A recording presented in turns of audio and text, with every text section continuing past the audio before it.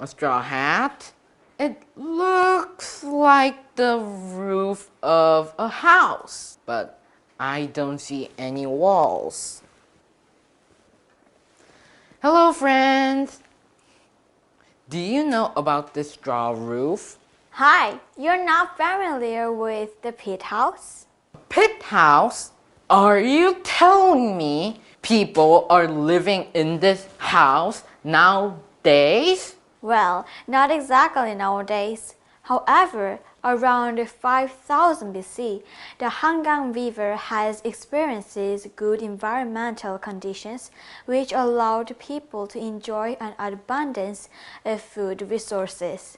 As a result, a small community of people has decided to settle up here by building their humble dwellings, called pit house, farming, raising animals, and making their pottery vessels. The pit house is a representative artifact from Seoul Amsa-dong Prehistoric Site, which provides insightful information about the lifestyle of people during the Neolithic period in Korea.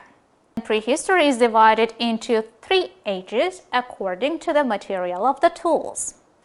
Stone Age, Tools made of stones. Bronze Age, Tools made of bronze. and Iron Age. Tools made of iron. Exactly. The Stone Age is divided into Paleolithic Age, Old Stone Age, and the Neolithic Age, New Stone Age. The tools and remains of Amsa-dong belong to the Neolithic period. I do not understand why we need to divide Stone Age since they make their tools out of stone. There are essential differences regarding the lifestyle of people, technology of making stone tools, types of storage vessels, household activities, and others. For real? Yes, just imagine the Paleolithic period. A small family would travel from place to place in search for food. They will cross the valleys to gather many berries and fruit. They will expose themselves to the danger of wild animal while hunting for meat. And they will stick their sparrows in the water in hope for some fresh fish. This nomadic lifestyle has imposed people to find their shelters in small caves.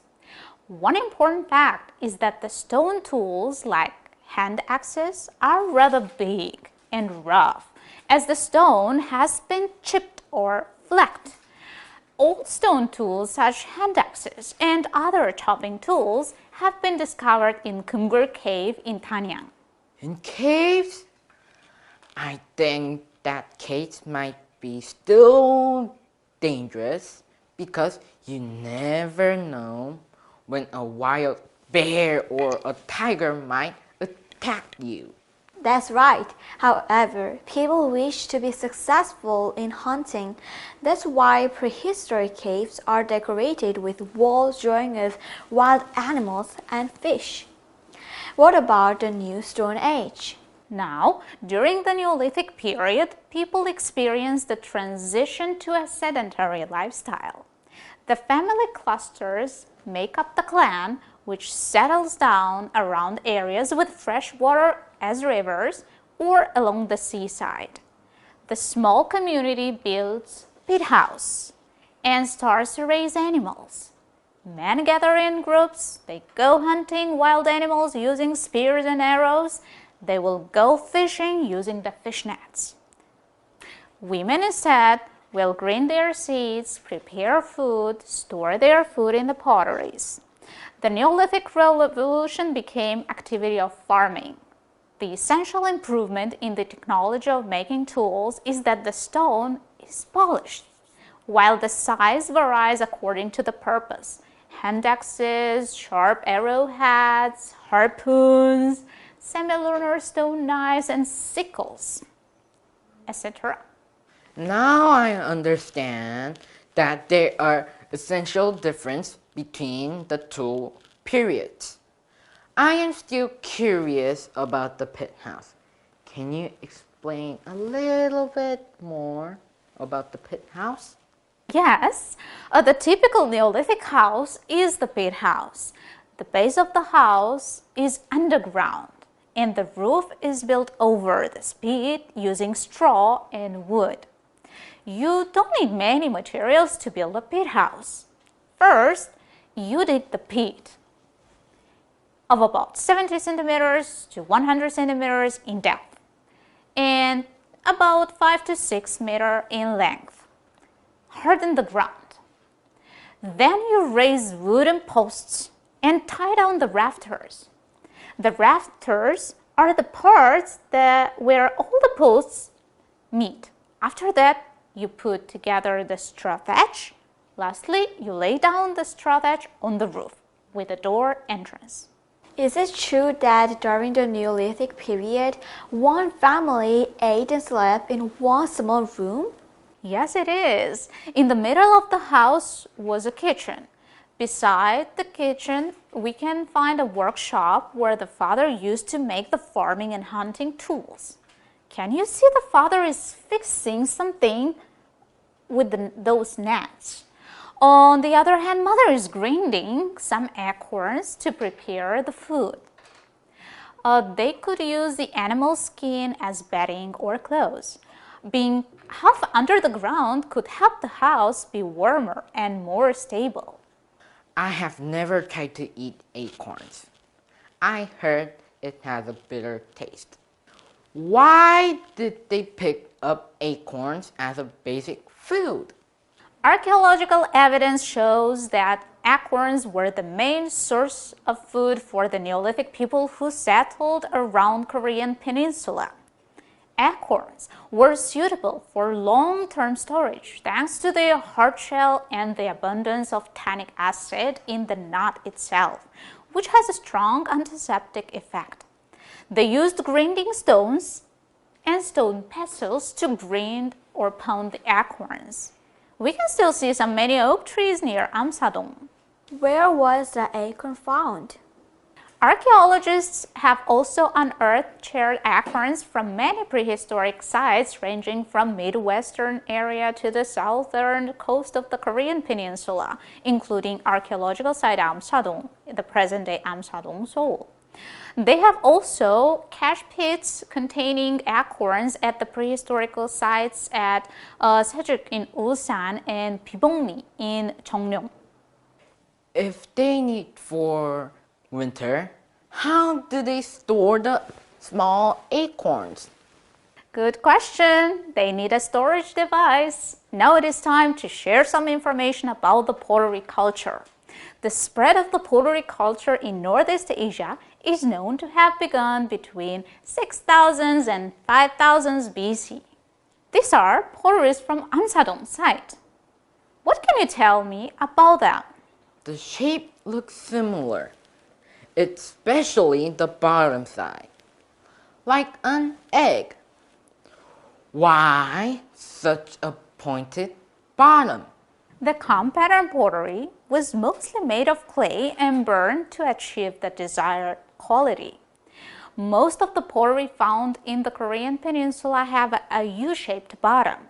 The reason is that the Neolithic people here mostly live near the bodies of water where the ground was soft.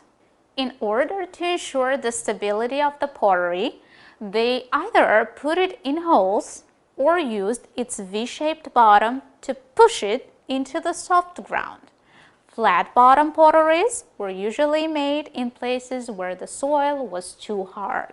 This is why we have so many holes in the pit house. What about the parallel line patterns on the pottery? It is called comb pattern.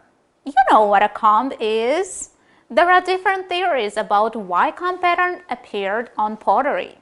Some say that the pattern prevented the pottery from cracking easily while being burned. There is a theory that the different patterns indicate the owners of the pottery.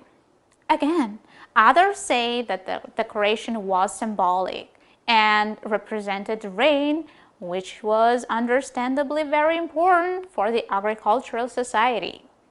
Have you ever tried to make comb pattern pottery? I have attended Gangdong Prehistoric Festival in October for many years, so I have experienced making pottery. In the beginning, I thought it would not be able to finish it, but after experiencing the clay in my hand, I realized it is not complicated at all. First, you roll the clay and make it round. Then you can cut it into smaller doughs. Make similar doughs in 10 times and pile them up in one by one. After that, you can make rounded dough and stick it at the bottom with your fingers. Then you can smooth and serve with water. The curved pattern on the surface can be designed with sharp tools. I see. I was amazed by the decorations during the festival. I will definitely remember the unique compound potteries from Amsa-dong. Besides pottery and grinding stone, what do you know about other tools that have been discovered here? Archaeologists have also discovered at the Neolithic site in Amsa-dong a variety of stone tools that were used by prehistoric settlers for various daily activities. These discoveries show that they used hunting tools such as arrows, harpoons, and spears. Look at those sharp arrowheads. Besides, people used farming tools such as digging tools to break the soil, similar stone knives, and stone sickles to harvest the crops. Let's not forget about the fishing activity. People have started to attach stones on the net called like stone sinkers, and to increase in this way the probability of catching a good fish. So smart! Obviously, thanks to new tools, they are able to do several activities and harvest a lot of food. Yes, this is not all. Small communities of people learn how to trade the food and necessary tools. Some discoveries indicate traces of cultural exchange. First, it is the obsidian objects excavated at the Neolithic site in Amsa-dong in 2017. Obsidian, also called volcanic glass, is dark and fragile material, but when worked, it is sharper than steel. Due to such characteristic, it was a popular material to make high-quality tools and weapons. Second, it involves a jade ornament excavated at the Neolithic site in Amsa-dong in 2016. The green, hard jade has been a very important material for making not only the tools, but also the jewelry in East Asia. I remember that shell mounds were also significant in tracing back the prehistoric periods. Yes, Neolithic people lived near the riverside. They farmed and fished. After people ate shellfish, they threw away the shells. The shell made mounds which help us learn about the life of Neolithic people. The shell mounds serve as a time capsule from the Neolithic era. In addition to the shell mounds, the soil is another important time capsule. From its establishment in the Neolithic era through the modern period, the archaeological site Amsa-dong has revealed multiple cultural layers through the repeated process of sedimentation and erosion caused by inundation of the Hangang River. This particular layer of soil is a reproduction of the south wall of the dwelling that was discovered at the site and excavated in 2016.